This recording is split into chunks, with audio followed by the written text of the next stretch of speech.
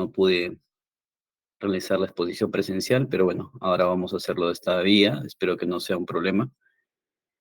Y este, si hay alguna pregunta, me pueden interrumpir en cualquier momento o al final de la exposición también la podemos este, realizar, ¿no?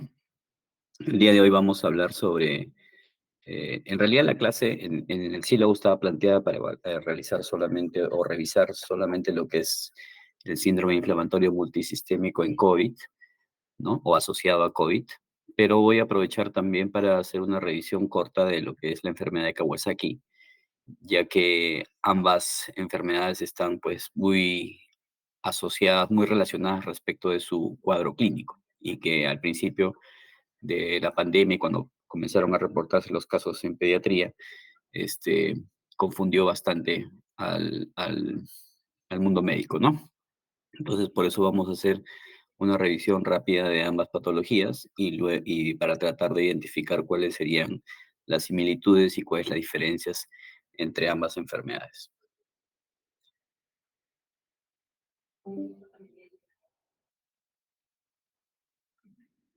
Bien, entonces vamos a empezar con la enfermedad de Kawasaki, que es una entidad, digamos, más conocida, ¿no? Y reconocida desde hace bastantes décadas y cuyos casos vemos con más frecuencia, inclusive en Tacna, por año, generalmente vemos 2 o 3 casos en el hospital, ¿no? Eh, Primero, hacer, digamos, un reconocimiento al doctor Tomisaku Kawasaki, fallecido el año 2020. Es un médico pediatra japonés, el primero en describir una serie de casos que luego se denominaron como enfermedad de Kawasaki, ¿no? Kawasaki es una enfermedad febril exantemática de la infancia, significa que dentro de su cuadro clínico predomina lo que es la fiebre y el exantema. Y por tanto es ah, diagnóstico diferencial obligatorio cuando tenemos un episodio febril y exantemático en un niño, ¿no? Y ahí tenemos que revisar otras patologías como por ejemplo rubiola, sarampión, eritema infeccioso, exantema súbito y otras enfermedades exantemáticas que cursan con fiebre, ¿no? Creo que inclusive hay un tema dentro de su sílabo que revisa específicamente este grupo de enfermedades, que son relativamente frecuentes y que ya, digamos, no las vemos con tanta frecuencia como se veía en otras décadas pasadas, debido a que la vacunación generalizada contra el sarampión y la rubiola han disminuido pues, la presencia de estas enfermedades, ¿no? Pero volviendo al tema de la enfermedad de Kawasaki, diremos que es una vasculitis multisistémica que afecta principalmente a los vasos de mediano calibre. Es una de las vasculitis más comunes de la infancia y de hecho es la primera causa de cardiopatía adquirida en la infancia. La presentación de esta enfermedad se da casi en forma exclusiva en la edad pediátrica y como ven tiene una incidencia diferente en diferentes países, ¿no? En Japón, que es Doctor, el país... disculpe que lo interrumpa. Dime. No está pasando la diapositiva, se quedó en la primera. Ok, espérame. Ahora sí. Y ahí tengo que grabar también. No, no estoy grabando.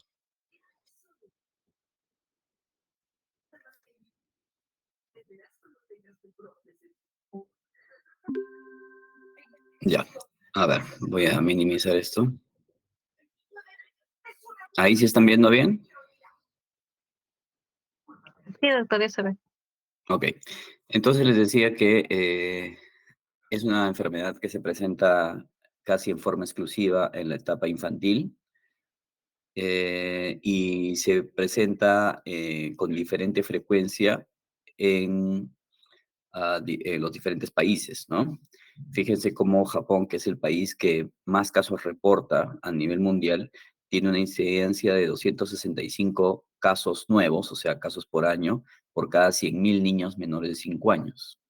Mientras que en Estados Unidos esta incidencia baja a 25 por cada 100.000, ¿no? Obviamente hay una mayor cantidad de casos en Japón y en otros países asiáticos también, obviamente lo que hace suponer que hay una causa genética.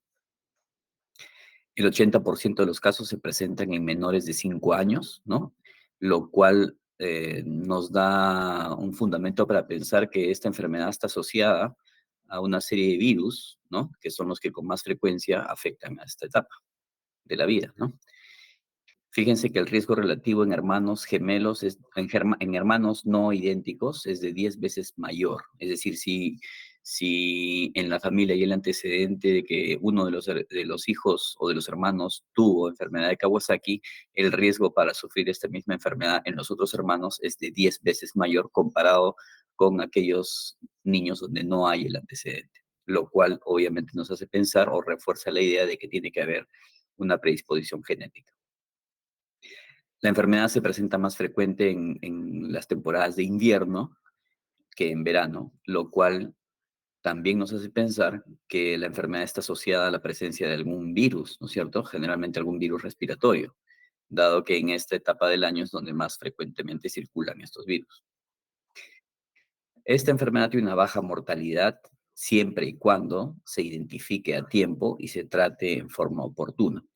Aquellos casos que fallecen generalmente lo hacen varias semanas después de haber iniciado la enfermedad y como consecuencia de los aneurismas aórticos que se producen como consecuencia, ¿no?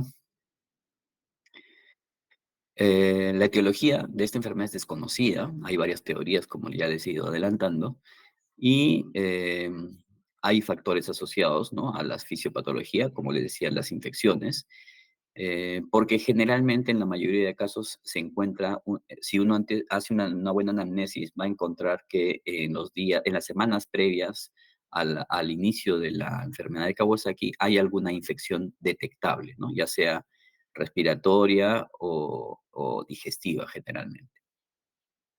Y como les decía hace un rato, los casos se incrementan en las épocas de invierno, lo que hace suponer también que tiene una relación con el incremento de la frecuencia de las enfermedades virales, ¿no?, típicas de esta temporada. Hay alteraciones inmunológicas, ¿no? Se cree que hay una tormenta de citocinas, ¿no? Es decir, una desregulación en la producción y las interacciones entre las diferentes citoquinas inflamatorias que se producen como respuesta a un proceso infeccioso. Por eso es que le llaman la enfermedad de los superantígenos, que también es un término con el cual se conoce a la enfermedad de Kawasaki. Como ya les adelanté hace un rato, y tiene que haber una predisposición genética.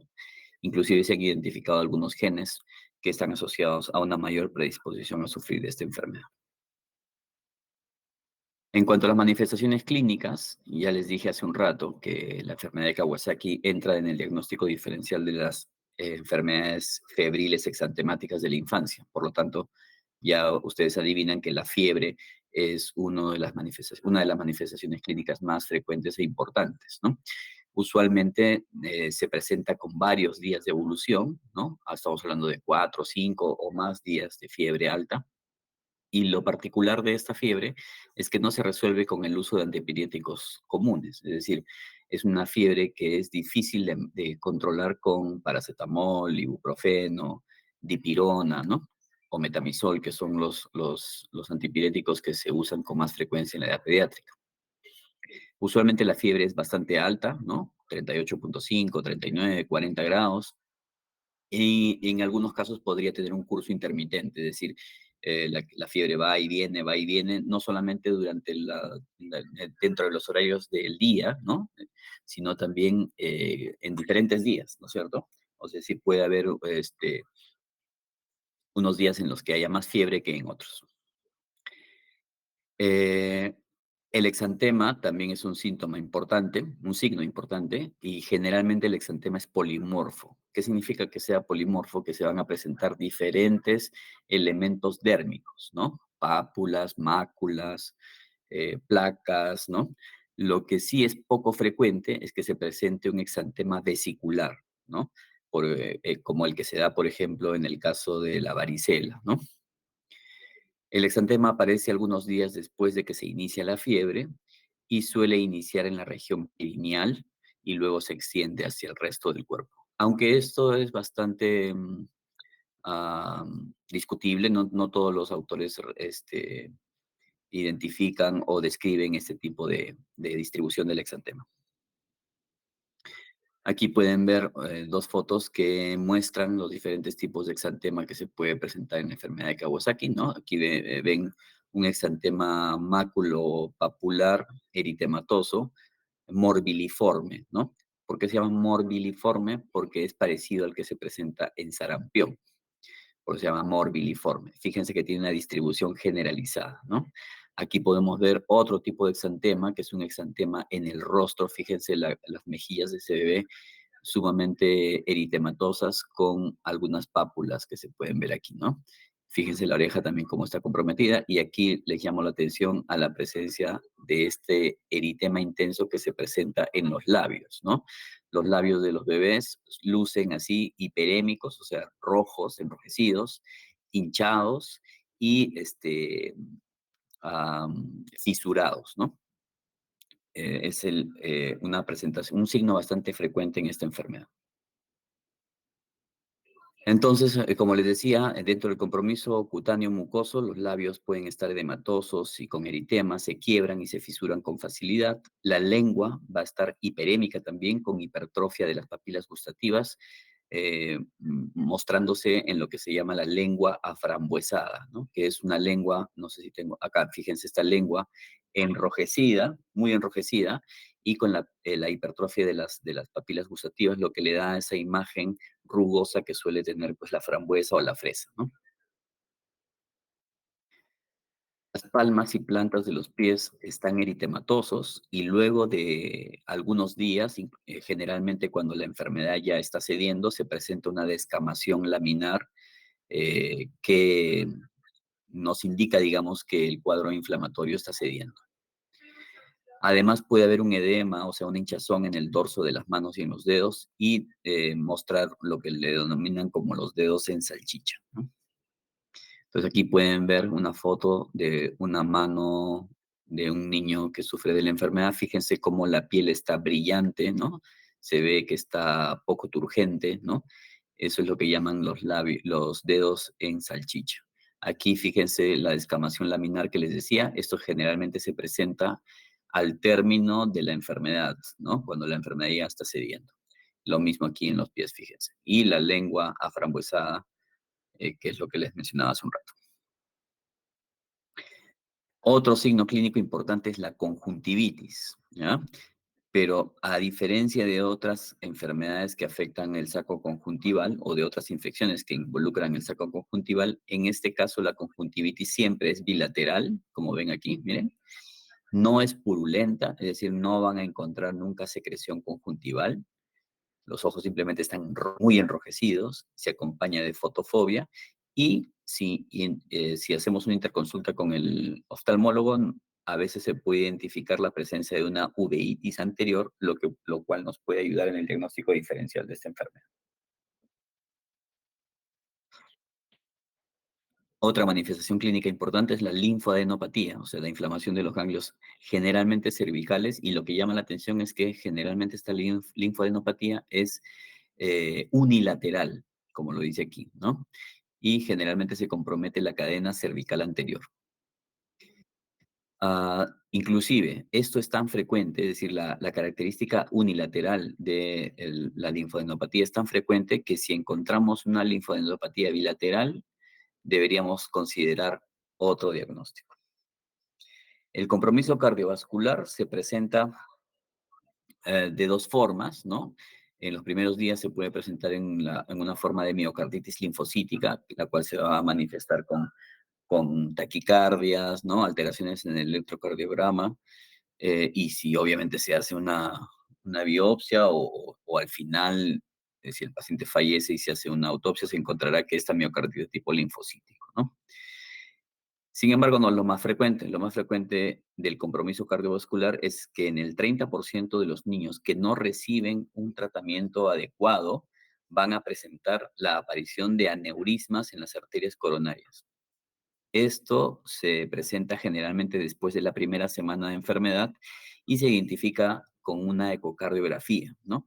Y esta complicación, digamos, la presencia de aneurismas en las arterias coronarias, es la principal causa de los infartos que finalmente son los que producen la muerte en el niño.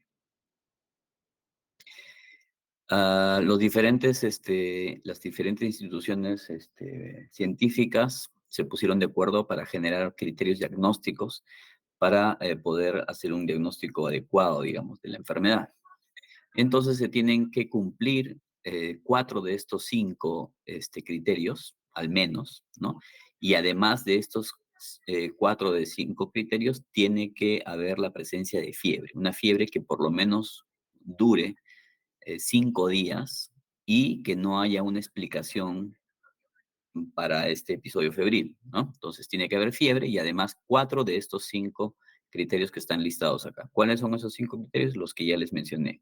Una inflamación conjuntival bilateral, cambios en la membrana mucosa oral, que incluye los labios fisurados e eritematosos, ¿no? Una inflamación en la garganta y la lengua en forma de fresa, ¿no? O de frambuesa, cambios en las extremidades periféricas que incluyen eritema de las palmas y plantas de los pies, edema de las manos y de los pies y una descamación periungal laminar que se presenta en la fase de convalecencia.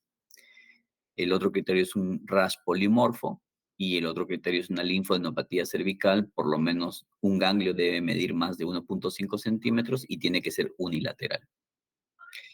Si se cumplen cuatro de estos cinco criterios y además hay fiebre que dura más de 5 días y que no puede ser explicada por otro motivo, entonces podemos hacer el diagnóstico clínico de la enfermedad de Kawasaki. Sin embargo, la mayoría de los casos, no, bueno, no en la mayoría, pero en algunos casos no se llega a completar el diagnóstico o los cuatro signos o los cuatro criterios mínimos, ¿no? Para hacer el diagnóstico. Y por lo tanto, hay algunos casos en los que se habla de lo que es el Kawasaki incompleto. Es decir, el niño tiene fiebre, pero y la sospecha contra la enfermedad es alta y no se ha podido explicar estos signos con otra patología, pero no se llega a completar, pues, ¿no? Los cuatro criterios clínicos que exige la definición. En esos casos se habla de enfermedad de Kawasaki incompleta y esos niños igual son sometidos al tratamiento. ¿Qué otras cosas pueden ocurrir en esos niños? Puede haber una artritis, ¿no? Que involucre articulaciones grandes. Sin embargo, es una artritis autolimitada y no deformante. Puede haber irritabilidad. Esto, más bien, yo no sé por qué no está incluido como un criterio diagnóstico, porque es algo que se presenta en la gran mayoría de niños, ¿no? Las mamás reportan que los niños están mucho más irritables de lo usual, difíciles de consolar, lloran con mucha frecuencia y por ningún motivo, y por motivos, digamos, banales, ¿no? Así que esto es un signo que se presenta con bastante frecuencia. Puede haber diarrea y dolor abdominal, vómitos, tos y mocos. Dentro de los exámenes auxiliares ya les voy adelantando que no hay ningún examen auxiliar que sea patognomónico de la enfermedad o que permita definir este, este diagnóstico. Así que la enfermedad de Kawasaki es un diagnóstico meramente clínico, ¿no? Sin embargo, se puede encontrar elevación de algunos marcadores inflamatorios, como por ejemplo la proteína C reactiva y la velocidad de sedimentación. Puede haber trombocitosis, algo que se presenta generalmente después de la primera semana de enfermedad y que a veces alcanza valores bastante altos, inclusive más de 1 millón por milímetro cúbico, y eso es algo que también a veces complica, porque imagínense un niño que no es adecuadamente tratado, no es adecuadamente diagnosticado, que ya tiene más de una semana de enfermedad, no recibe tratamiento, aparecen los aneurismas y además el niño hace trombocitosis, lo cual aumenta la posibilidad de las coagulopatías y estas dos condiciones, tanto la trombocitosis como los aneurismas, son los causantes de los infartos miocárdicos. Puede haber leucocitosis, elevación de la ferritina, tendencia a la linfopenia, anemia normocítica, normocrómica, leucocituria séptica, incremento de las transaminasas, etcétera. Como ya les decía, un grupo importante de niños hace una presentación atípica o incompleta de la enfermedad, ¿no? 10% de los niños con aneurismas por la enfermedad nunca desarrollaron los criterios diagnósticos. Fíjense que es por eso importante sospechar esta patología e iniciar el tratamiento, inclusive si es que no se llega a completar los diagnósticos clínicos. o los criterios, mejor dicho, diagnósticos. Esta forma, la forma atípica o incompleta, se debe sospechar en menores de 6 meses con fiebre, sin explicación de más de 7 días de duración, y en niños de cualquier edad con fiebre de más de 5 días de evolución y que tengan 2 o 3 criterios diagnósticos y que no llegan a completar, ¿no?, el mínimo necesario. El tratamiento de la enfermedad se da con inmunoglobulina inespecífica endovenosa, ¿no?, lo que se llama la IVIC, con una dosis única de 2 gramos por kilo de peso. Esta dosis debe ser pasada en forma de infusión en 12 horas y puede haber falla a la terapia, ¿no?, cuando la fiebre persiste después de 72 horas de la aplicación. Aunque la verdad, en la experiencia que he tenido en mis años de pediatra, nunca he visto que haya resistencia a a la IDIC, ¿no?, en el tratamiento de Kawasaki. Generalmente la mayoría de niños resuelven su fiebre. Recuerden que era una fiebre que no se alivia con ningún otro medicamento.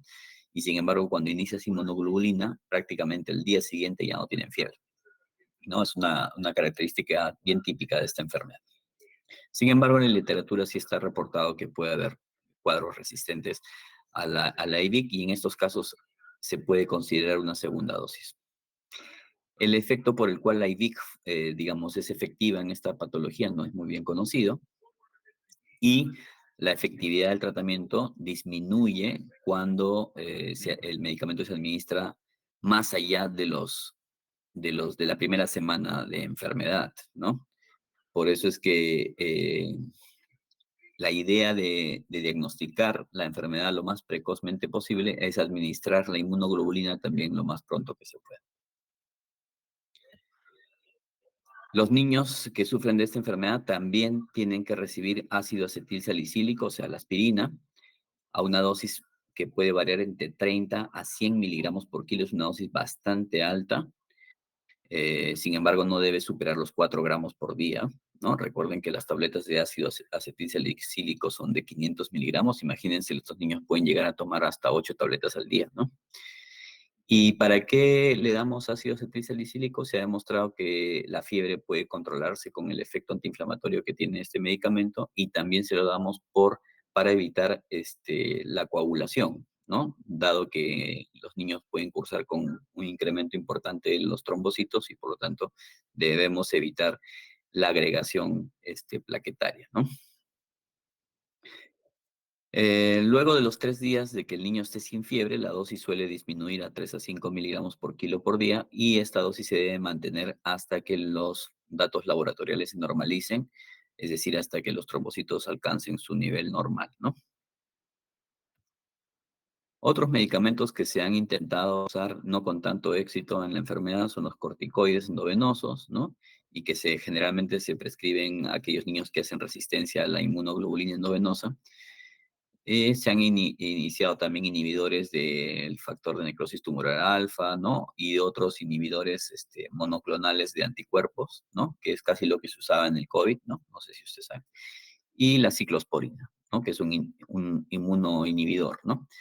Sin embargo, estos medicamentos generalmente no forman parte del plan terapéutico inicial y solamente se administran en algunos niños en especial, ¿no?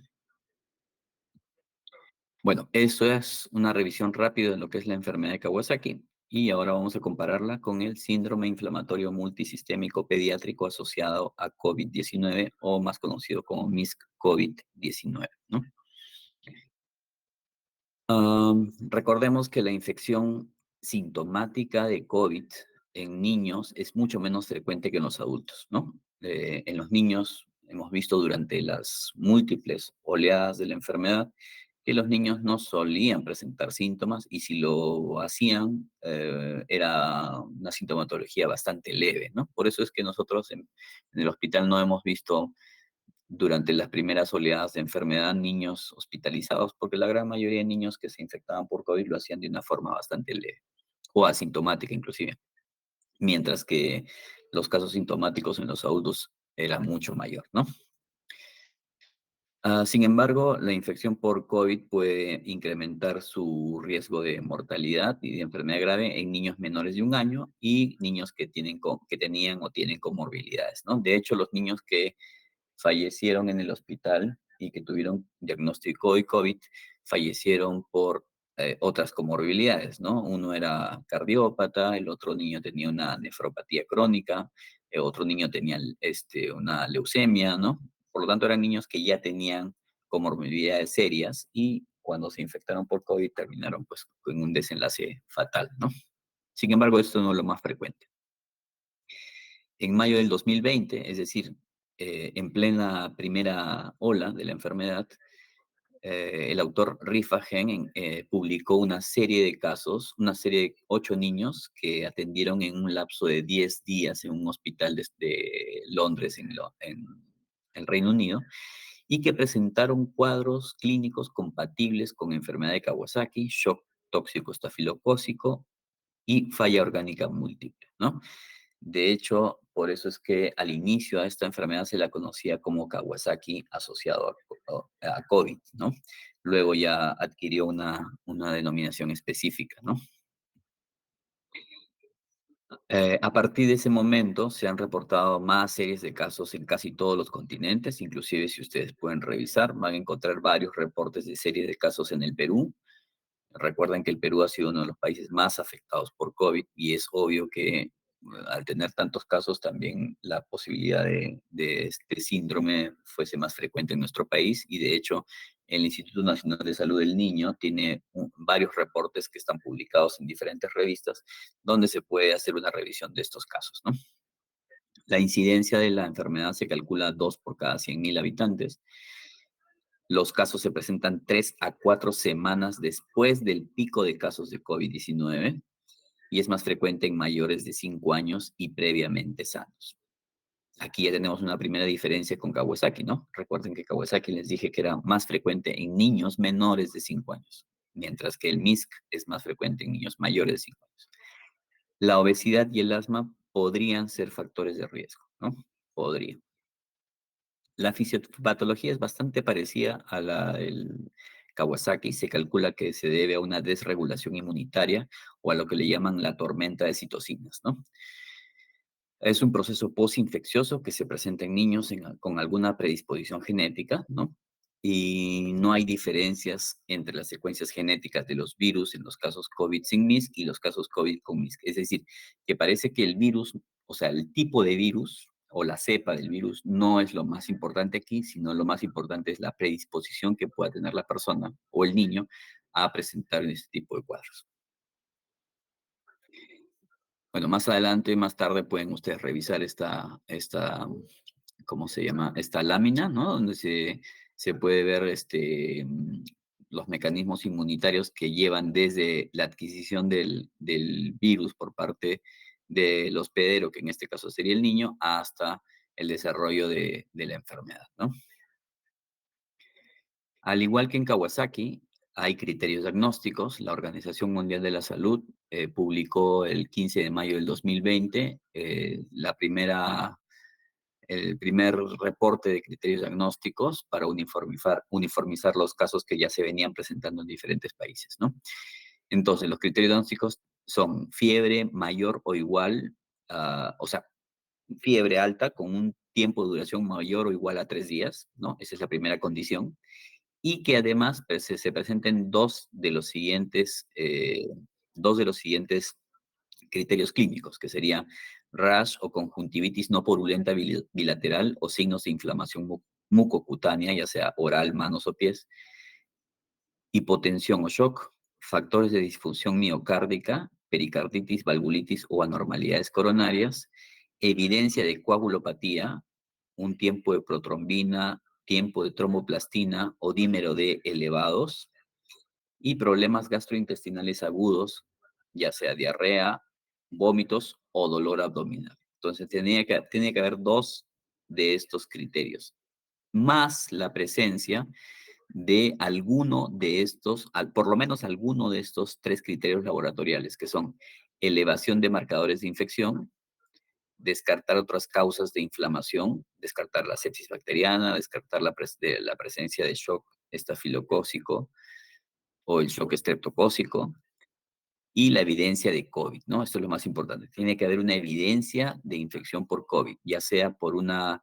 reacción en cadena en la polimerasa positiva para el virus, una prueba serológica una prueba antigénica o en todo caso el contacto epidemiológico confirmado con una persona, mejor dicho, el contacto epidemiológico con alguna persona cercana diagnosticada de COVID. Por si acaso hay otros criterios, ¿no? Hay el criterio de la Sociedad Americana de Pediatría, pero es muy parecido a lo que está planteado aquí. En cuanto al espectro clínico, la edad se da, como les dije, en mayores de 5 años. Hay cierto predominio del sexo masculino sobre el femenino. Generalmente son niños que no tienen ningún antecedente en especial, son niños que son previamente sanos. Sin embargo, hay reportes que la obesidad y el asma podrían agravar el cuadro, ¿no? La fiebre, generalmente alta y de por lo menos 3 días de evolución. Síntomas gastrointestinales como vómitos, dolor abdominal intenso que precede al exantema. Aquí vale la pena recalcar que el dolor abdominal es tan predominante en el cuadro que muchos niños han sido sospechosos de tener apendicitis e inclusive han sido sometidos o apendicectomías, ¿no? Y cuando se analizó ya el apéndice, nunca se encontró inflamación. Es decir, que el dolor abdominal es súper importante en el cuadro clínico y puede llevarnos a una confusión en el diagnóstico. Puede haber diarrea también. Puede haber manifestaciones mucocutáneas y esto es lo que lo hace muy parecido a la enfermedad de Kawasaki. Fíjense, conjuntivitis bilateral aséptica, igual como en el caso de Kawasaki, compromiso de labios, exantema no vesicular, edema y eritema de palmas y plantas de los pies y lengua aframbuesada, ¿no? Exacto como en Kawasaki. Aquí les muestro unas fotos de un caso que tuve no sé si la fortuna o la mala suerte de recibirlo en emergencia en el Hospital Unano durante mi guardia y fue el primer caso diagnosticado de MIS-COVID en Tacna, ¿no? Y es un muchachito de 11 años de edad que cursó con un cuadro de fiebre de más de 4 días de evolución, que había sido visto en un centro de salud periférico del MINSA, donde se le había administrado antibióticos por una supuesta faringitis.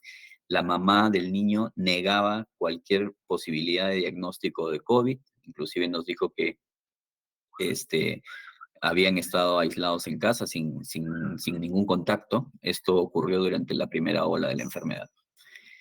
El niño entró o fue, como les digo, derivado de un centro de salud y venía por fiebre, con faringitis, y el diagnóstico, me acuerdo de la referencia, era así: fiebre, síndrome febril, dolor abdominal agudo, descartar apendicitis aguda y faringitis aguda. Y yo cuando recibí esa referencia, inmediatamente en lo primero que pensé fue en este cuadro, ¿no? Porque digamos, ¿qué posibilidades hay de que un niño tenga faringitis aguda y apendicitis al mismo tiempo? Entonces, cuando lo examiné al bebé, al niño, le encontré todos estos signos. La mamá me permitió tomar fotos, ¿no? Fíjense, este es el exantema de tipo abonoso que tenía el niño. Todas las mucosas estaban inflamadas. Miren los pezones cómo estaban eritematosos. Y bueno, inmediatamente se planteó esta posibilidad diagnóstica, le hicimos exámenes, encontramos leucocitosis con linfopenia y ya no hubo más discusión. Esa misma noche conseguimos la inmunoglobulina y el niño evolucionó muy favorablemente, ¿no? Ese fue nuestro primer caso en TAC. El espectro clínico puede presentar además una linfadenopatía cervical, inflamación de la faringe. Llama la atención, sin embargo, el escaso compromiso respiratorio, ¿no? La mayoría de los reportes no manifiestan neumonía como parte del cuadro clínico. Puede haber compromiso neurológico y esto es una de las cosas que más, digamos, nos debe llamar la atención en el caso de los cuadros graves. Los niños están con dolor de cabeza, irritabilidad, encefalopatía. Recuerdo que el niño que les cuento tenía un dolor tan intenso y estaba por momentos tan agitado que tuvimos que sedarlo, ¿no? El compromiso neurológico en estos niños puede ser un signo de gravedad de la enfermedad. También hay que sospechar prontamente la posibilidad del compromiso miocárdico, ¿no? Que se manifieste como miocarditis, pericarditis, ¿no? Shock. Esos niños requieren eh, a veces el uso de inótropos inclusive, ¿no? Puede haber serositis con derrame pericárdico, derrame pleural. Algunos niños requirieron inclusive el ingreso a UCI. Este niño no requirió UCI, pero sí estuvo monitoreado por nosotros durante varias semanas, ¿no? En cuanto a las alteraciones laboratoriales en esta enfermedad, puede haber elevación de las reactantes de fase aguda, ya sea la proteína C reactiva, la procalcitonina, la velocidad de sedimentación glomerular o la ferritina, ¿no? En el hemograma, generalmente hay leucocitosis y la linfopenia es lo que nos llama mucho la atención, principalmente como un predictor de gravedad de la enfermedad. Las plaquetas suelen estar normales o disminuidas. Puede haber hiponatremia, daño renal agudo. También el daño renal agudo es algo que hay que sospechar desde el primer momento y también puede ser un marcador de enfermedad grave y mortalidad. Hipoalbuminemia, troponina y péptido natriurético tipo B elevados, dímero D y fibrinógenos elevados. Y como les decía, tiene que haber evidencia de la infección por COVID, ya sea a través de una prueba serológica positiva, o sea, una prueba de anticuerpos positiva, una prueba antigénica positiva, o sea, una identificación de antígenos virales. Las pruebas moleculares obviamente son las que tienen un mejor rendimiento, ¿no? Son las proteínas, son las reacciones en cadena de la polimerasa. Puede haber una relación epidemiológica establecida con un caso confirmado de COVID y la negatividad de las pruebas no descartan la enfermedad por sí misma, ¿no? Y como les comentaba, el caso del niño que les narraba hace un momento, la mamá negaba de todas formas o de cualquier manera que haya estado expuesto el niño a la enfermedad. De hecho, el niño vino referido como les digo, de un centro de salud con con una prueba antigénica, o sea, le habían hecho un hisopado nasofaringeo al niño y este estaba negativo. A la mamá también le hicieron una prueba antigénica y también estaba negativa. Nosotros en el hospital volvimos a repetir tanto en el niño como en la mamá las pruebas antigénicas y salieron negativas nuevamente, pero lo que salió positivo fue la prueba serológica. El niño nos mostró positividad para la IgG y con eso ya establecimos el diagnóstico. La mamá se quedó súper sorprendida porque según ella nadie había tenido COVID en casa y el niño no había salido de casa, ¿no? Pero cuando le hicimos la prueba, tanto al niño como a la mamá, ambos dieron positivos para IgG, es decir, tuvieron una infección por COVID asintomática. Aquí tienen un cuadro resumen de todas las manifestaciones clínicas y laboratoriales que se pueden presentar en un niño diagnosticado con MIS-COVID.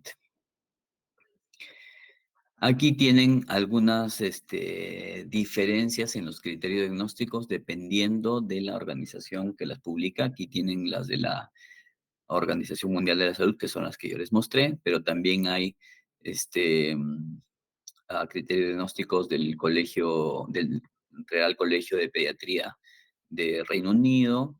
Esto es de la CDC de Estados Unidos, de la Asociación Americana de Pediatría, de la Asociación Americana del Corazón y, bueno, otros autores, ¿no? Entonces, aquí pueden ir comparando, digamos, más adelante si desean. Algunas diferencias entre Kawasaki y MIS-COVID para que quede más claro. La edad es importante. En Kawasaki es generalmente niños menores de 5 años, mientras que en COVID o en MIS-COVID la mayoría son niños grandes, como en el caso que les mencioné, tenía 11 años ese muchacho. Factores asociados en Kawasaki más frecuentemente en invierno y en asiáticos, ¿no? Mientras que en el MIS-COVID eh, factores de riesgo para severidad pueden ser obesidad y asma, ¿no? Síntomas predominantes en Kawasaki, compromiso de piel, mucosas y ojos, mientras que en MIS-COVID dolor abdominal y shock. El tiempo en el que se presenta la enfermedad no está muy bien definido en el Kawasaki, ¿no? Dado que no hay ninguna etiología infecciosa así realmente bien relacionada con Kawasaki, ¿no? Mientras que en el MIS-COVID pueden pasar entre 3 a 4 semanas desde el pico epidemiológico de la enfermedad o 2 a 3 semanas después de que el paciente tenga COVID. En el aspecto laboratorial, en la enfermedad de Kawasaki, la ecocardiografía es súper importante, ¿no? Porque es la que nos va a decir si hay aneurismas o no. Inclusive se hacen ecografías seriadas para identificar ese riesgo. Mientras que en el MIS-COVID Lo que llama la atención es la ferritina muy alta, la PCR alta, la troponina elevada, y yo también aquí agregaría la linfopenia, ¿no? Como un signo de severidad. El tratamiento en los muchachos con MIS-COVID se centra en manejar o controlar o mantener un estado hemodinámico adecuado, ¿no? Por eso es que generalmente se requiere una resucitación con líquidos endovenosos, ¿no? Sin embargo, también teniendo cuidado de no comprometer demasiado el volumen circulante, ¿no? Y como le decía, algunos niños requieren inclusive el uso de inótropos, ¿no? Si es que la insuficiencia respiratoria que se manifiesta, que es raro, pero puede ocurrir, fuese severa, algunos niños necesitan ventilación mecánica, ¿no? Nadie va a discutir tampoco la posibilidad de uso de antibióticos, al menos en los primeros días o en las primeras horas, mientras se descarta la posibilidad de sepsis, ¿no? Es decir, mientras los cultivos están en curso, ¿no? Pero el tratamiento más importante, al igual que en el caso de la enfermedad de Kawasaki, es la inmunoglobulina endovenosa inespecífica. La dosis es exactamente la misma que se usa en Kawasaki, 2 gramos por kilo, dosis única. También se usa en forma de infusión. En aquellos niños que tienen compromiso neurológico, signos de daño renal y signos de shock, hay que iniciar metilprednisolona endovenosa, es decir, pulsos de metilprednisolona. Al igual que en Kawasaki, se usa ácido acetilsalicílico, principalmente en aquellos niños que tienen aneurismas identificados. Hay que hacer un monitoreo cardiovascular precoz y constante y una ecografía una vez que se sospecha la enfermedad para descartar no solamente la presencia de neurisma, sino la posibilidad de una miocarditis o una afectación de las válvulas, ¿no? Que si bien es cierto no es lo más frecuente, podría ocurrir. Y también la posibilidad de un derrame pericárdico, que también puede ocurrir. En el caso que les menciono, este niñito tenía tanto derrame pericárdico como derrame pleural. Sin embargo, digamos, este tipo de patologías no fueron relevantes para el curso de la enfermedad. En cuanto al pronóstico, la mayoría de reportes indican que el pronóstico es bastante favorable, siempre y cuando el diagnóstico y el manejo se haga precoz, ¿no? El seguimiento de los niños debe ser periódico, prolongado para la realización de ecocardiografías en aquellos casos en los que haya habido aneurismas, ¿no? En el caso de nuestro niño, el niño fue dado de alta y hasta ahora es un niño que está evolucionando bastante bien. La mamá con cierta frecuencia se comunica conmigo para informarme cómo está su niño, y él ahora vive una vida completamente normal. La enfermedad, digamos, no ha repercutido severamente en su condición normal. Bueno, y aquí tienen los diferentes artículos que pueden revisar, artículos bien resumidos. Acá está, ese es el reporte, el que estoy marcando es el reporte, uno de los reportes que hizo el Instituto Nacional de Salud del Niño, como pueden ver es del 2020, y aquí se presentaron 32 casos de niños con el síndrome inflamatorio multisistémico. Vale la pena revisarlo para, digamos, comparar, ¿no? con otras realidades. Ok, eso es todo, muchachos. Ahora escucho si es que tienen ustedes alguna duda.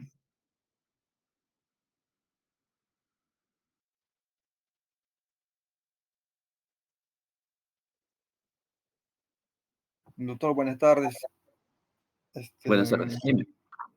bueno, en ambos, en Kawasaki y con el MIXE, o sea, en el Kawasaki decía que hay trombocitosis, ¿no? Y en el MIXE decía que está elevado el dímero D. Entonces Ujú. se da, dijo, aspirina, ¿no? Y Sí, también se puede dar ahí enoxaparina. sí. En Kawasaki no. En Kawasaki generalmente es un medicamento que no está, digamos, dentro del protocolo, por lo menos inicial. En todo caso, el uso de la enoxaparina en Kawasaki sería algo muy individual, ¿no? En el caso de que el paciente presente, pues, coagulopatías, ¿no? Pero en el caso del MISC, sí suele usarse este medicamento con relativa frecuencia, ¿no? Y de hecho, en el niño que les presenté, el cual nombré hace un momento, sí llegamos un momento a usar enoxaparina, aunque su uso fue un tanto más profiláctico que asociado, digamos, a una real necesidad, ¿no? Pero sí puede usarse más en MISC que en Kawasaki. Doctor, y la inmunoglobulina es el tratamiento a elección en ambos casos. ¿En qué momento exacto se le debe administrar? O sea, apenas yo ya sospecho de ellos que puede ser Kawasaki o Mixe, ¿ya le doy inmunoglobulina o tengo que esperar algo, no sé? El inicio de ese medicamento debe ser lo más precoz posible. Recuerdo que cuando recibí a este muchacho de 11 años, era la primera ola, imagínense que no habíamos recibido ningún caso compatible con lo que se estaba reportando en otros países, ¿no?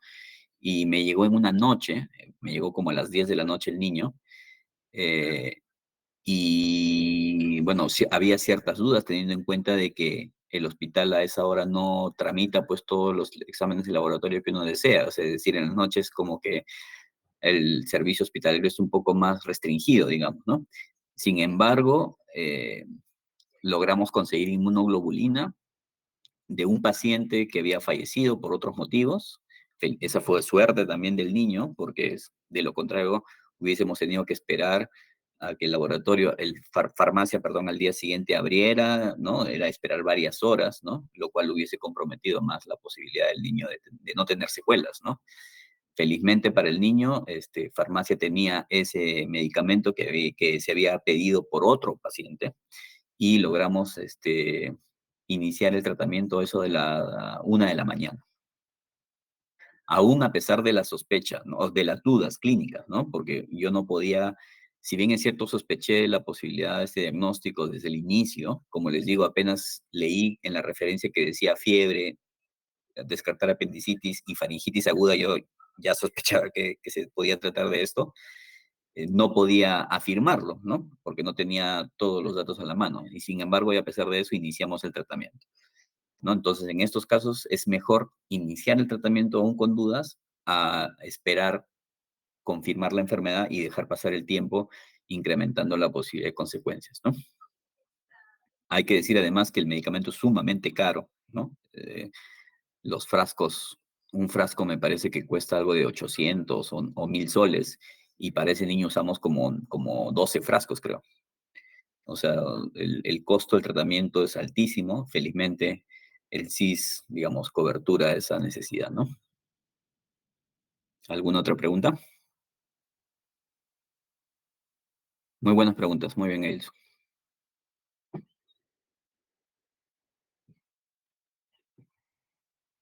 ¿Alguna otra pregunta? Bien. Entonces, vamos a terminar aquí. Igual la presentación va a estar, a disposición de la delegada, apenas me envíe un correo electrónico, y también se la voy a pasar a la doctora Lombardi para que ustedes puedan revisar después las láminas, ¿no? Pero sí les recomiendo que den una lectura a algunos de los artículos que les he descrito ahí, porque, digamos, es importante ahondar en estas dos patologías, ¿no? Muy bien, chicos, gracias. Nos vemos, hasta luego.